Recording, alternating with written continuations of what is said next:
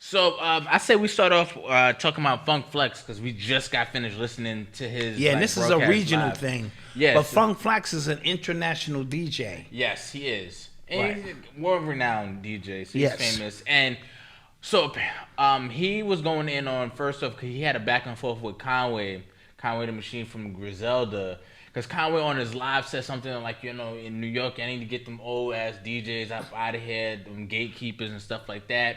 They don't play my music and stuff like. If I need a job, like I wouldn't get anywhere because y'all never play my stuff.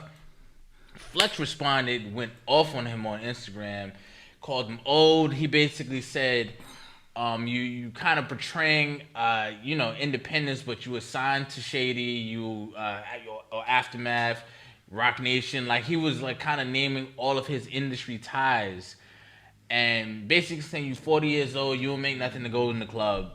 Right. Basically. Mm-hmm. It's basically the gist of what he said. And then today he got on the radio. He threw down the gauntlet. He said, "I'm gonna give Conway a beat. He has 7 days. I want to hear what he does with it. Then I'll play it on the radio." Basically, taunting and trolling him. I think that was. It was clever. It's an olive branch, but a clever. As the girls say, it was shade. Clever shade. Yes. Troll.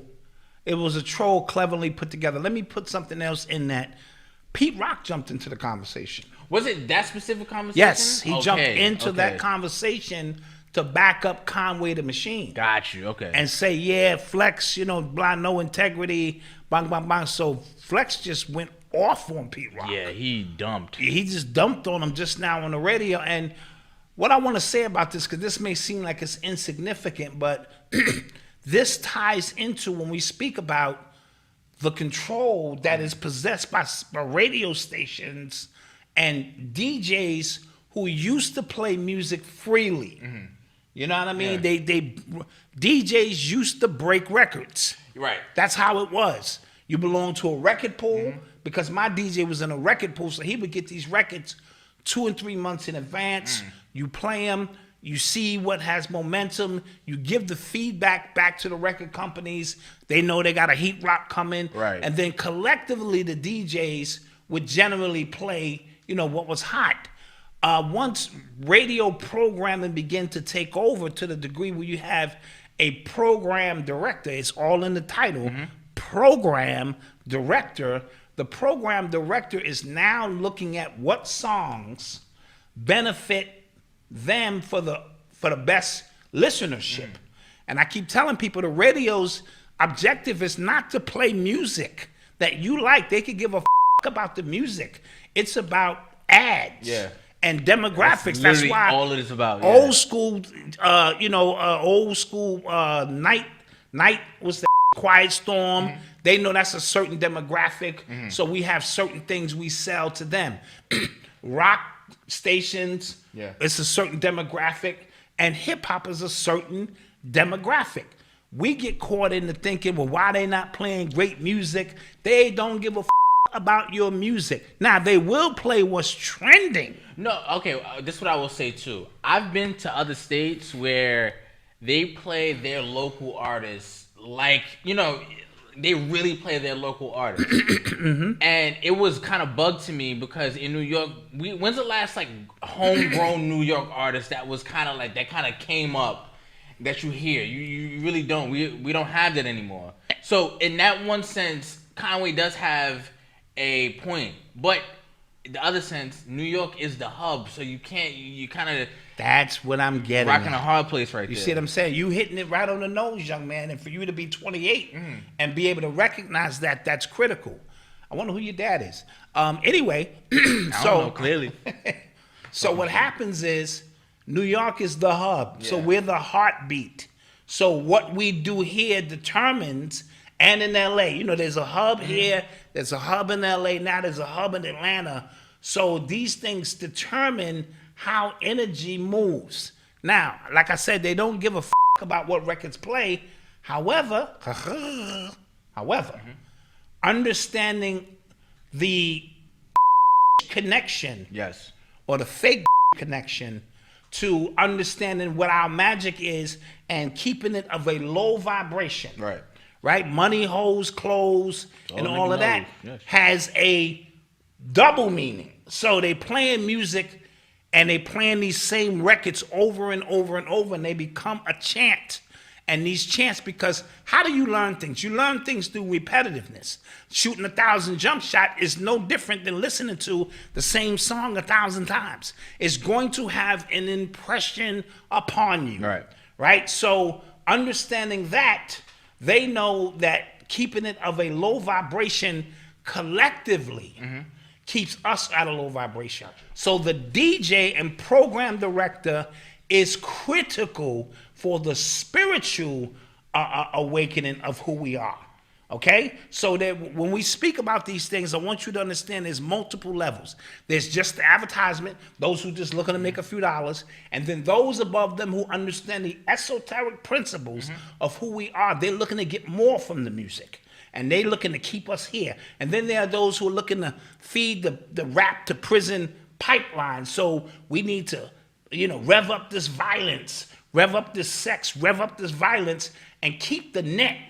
It's an invisible net over us, so we can't bust through the net, forget the hub, that net of consciousness, because every single song is the same shit.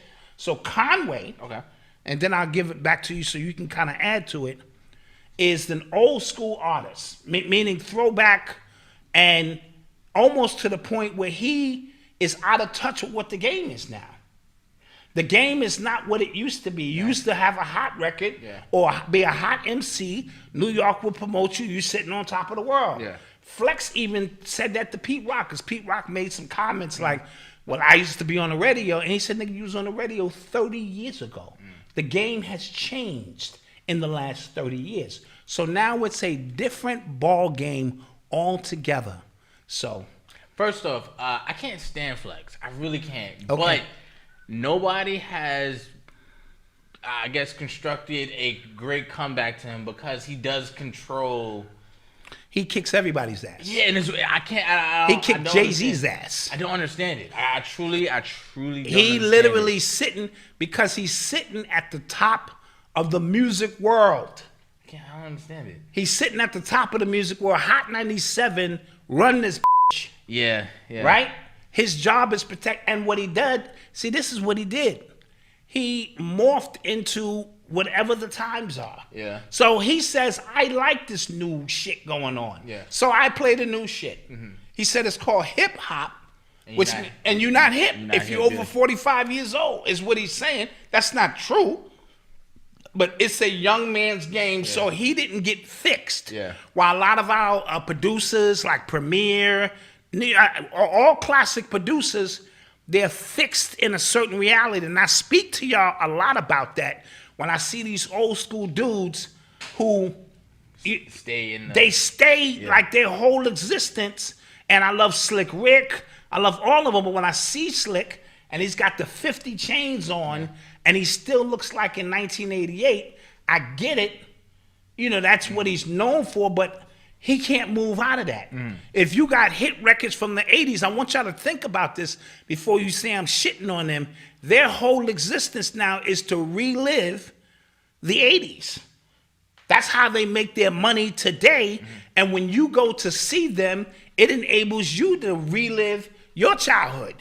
But the new music and the new nuances, the new sounds, the new cadences, the new rhyme styles, the new subjects they're void of. So not many of them have morphed. KRS-One has morphed because he just was a dope MC, and he sounds modern today. He don't sound like an 80s MC. I know a couple of dudes who just got dope ass songs, and they living off 2 classic songs. That's it, 2 classics, and they're able to feed their families, buy a house, but you don't get a chance to spiritually move on. So now Big Daddy Kane is another one who I think made an adjustment, because he just was fly back then, so he stayed fly.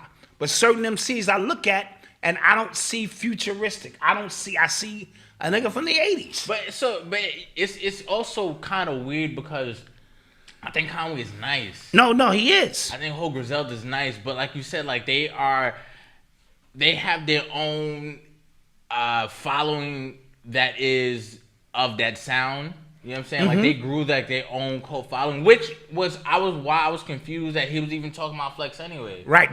That's what confused me as well. I was like, what do you don't need Flex? Like You don't need Flex. You built your whole thing without Flex. And by you exchanging energy with Flex, now Flex can go on the radio. Now Flex can go on the radio drop bombs and drop bombs on you. Organic Soul, Griselda's overrated. They are nice. You're yeah, bugging. yeah, no, they're nice. And they're not Canadians. They from Buffalo. And if you front on Buffalo, you're bugging too. Yeah. They're not Canadians. They from Buffalo. Them niggas get busy. They get busy, right?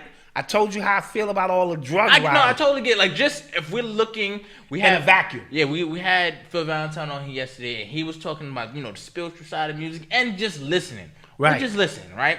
We're just listening for all that stuff, but they're nice. Like why? Like, but watch this. 1,000 niggas is nice. That's true.